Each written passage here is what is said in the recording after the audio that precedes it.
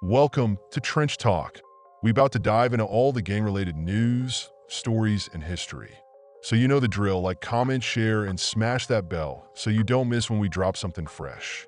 In a twist that seems straight out of a Hollywood script, the Atlanta rap icon Young Thug has been released from custody just in time for Halloween.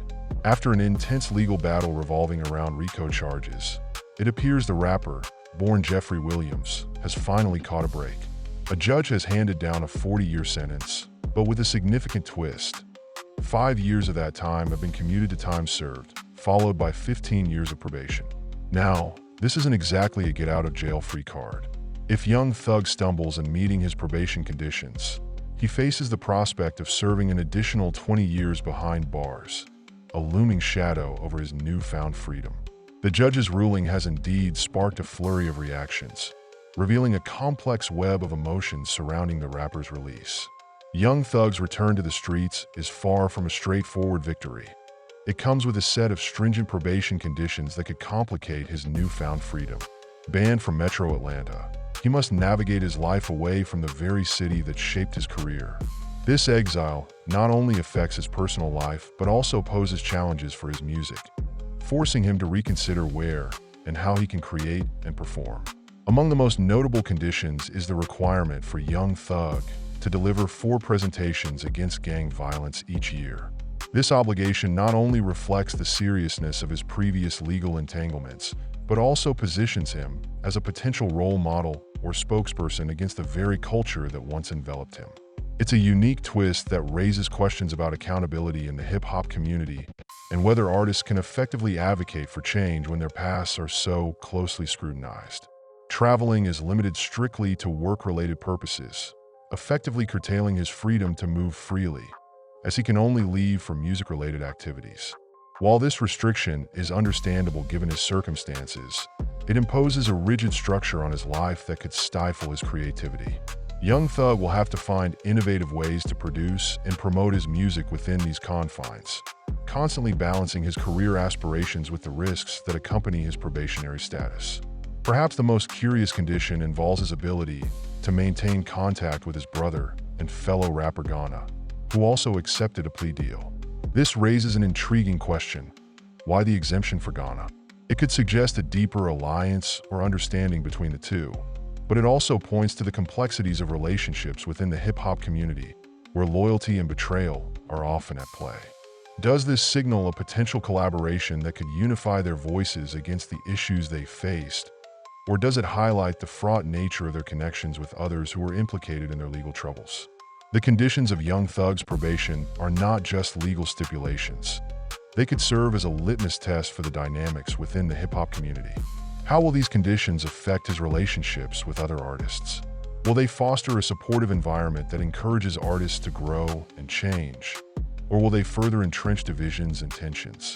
As Young Thug navigates his post-incarceration life, the implications of his probationary conditions will reverberate through the industry, influencing not only his future, but also the broader conversation about accountability, redemption, and the evolving narrative of hip-hop culture. In this high-stakes scenario, Young Thug's journey is emblematic of a larger struggle faced by many artists who find themselves caught between their pasts and the futures they aspire to create. His story is a reminder that freedom, while sweet, can come with heavy strings attached. As he steps into this new chapter, the eyes of the hip-hop community, and beyond, will be watching closely to see how he reconciles his artistic ambitions with the constraints of his probation. The news of Young Thug's release has ignited a wave of support from his circle. Notably, fellow rapper Young Scooter took to social media to express his gratitude, calling the judge the best judge ever, and publicly celebrating Thug's return. Meanwhile, Thug's girlfriend, Mariah, flooded her Instagram story with heartfelt gratitude, thanking God for his release and sharing intimate moments of their relationship. On the flip side, rapper Drake, known for his close friendship with Thug, subtly showed his support by reposting a track from Young Thug's latest album, Parade on Cleveland. This gesture, though understated, speaks volumes about the solidarity within the hip-hop community during these challenging times. While Young Thug's release may seem like a cause for celebration, his attorney, who clearly understands the gravity of the situation, conveyed a different sentiment. He expressed that although Thug is coming home, it's not under the circumstances he originally wanted. This isn't a not guilty verdict. Rather, it's a complicated web of probation requirements that he now has to navigate carefully. For those unfamiliar with the intricacies of probation, it's crucial to understand that it's not just a slap on the wrist. Meek Mill, who famously fought against the pitfalls of probation, faced numerous violations for the smallest infractions, leading to a lengthy legal battle. Young Thug's situation mirrors that struggle.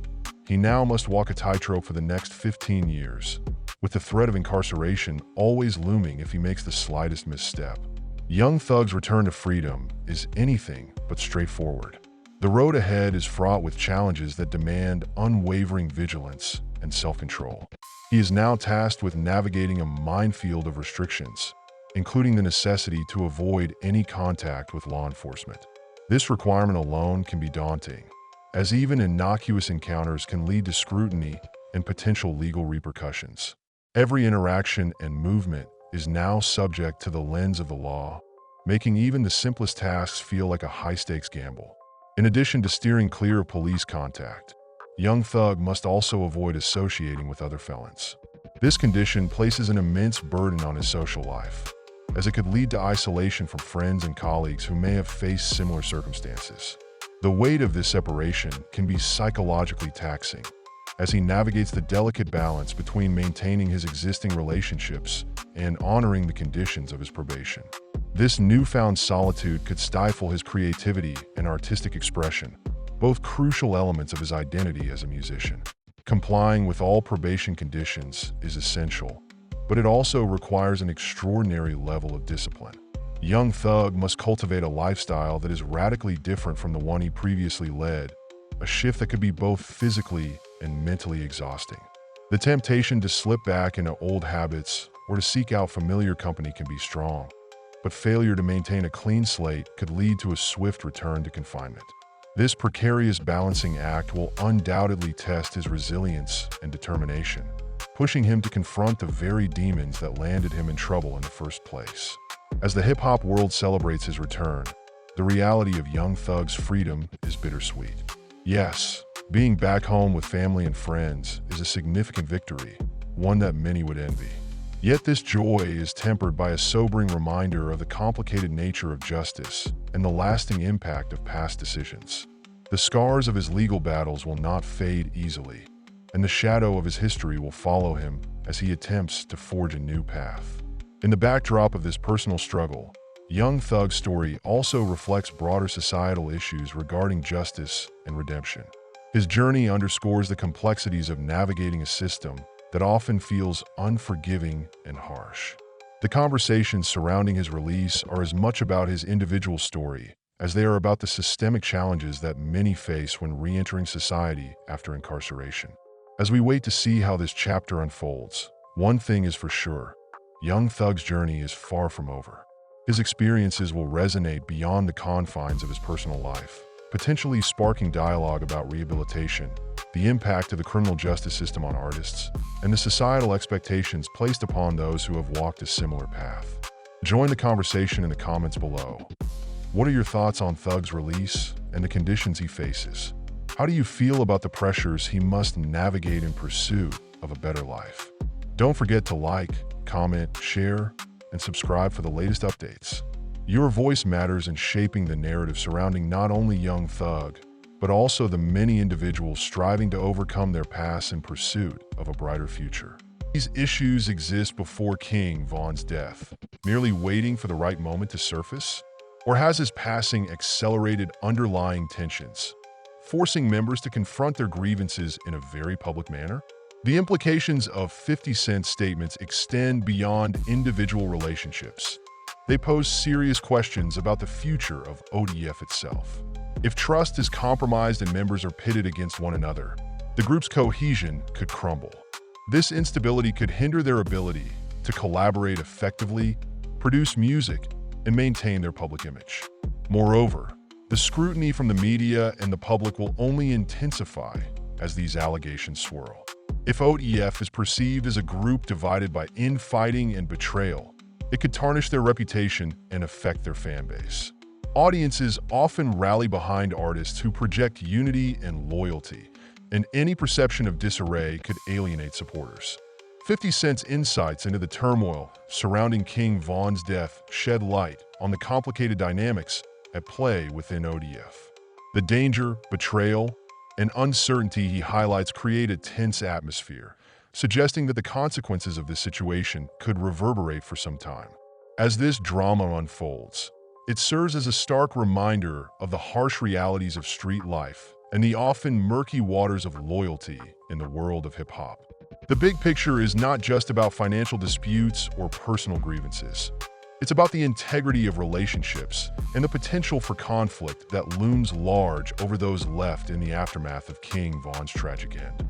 As the dust settles, one thing is clear: this saga is far from over. Allegations of theft, betrayal, and murder swirl around these individuals, creating a complex narrative that has captivated fans and outsiders alike. What's the motive for Bao's accusations? Are they gearing up for a lawsuit? The answers remain elusive, but one thing is certain. In the world of ODF, loyalty is a rare commodity. So, what do you think about this unfolding drama? Is it all just talk, or is there something more sinister at play? Drop your thoughts in the comments below.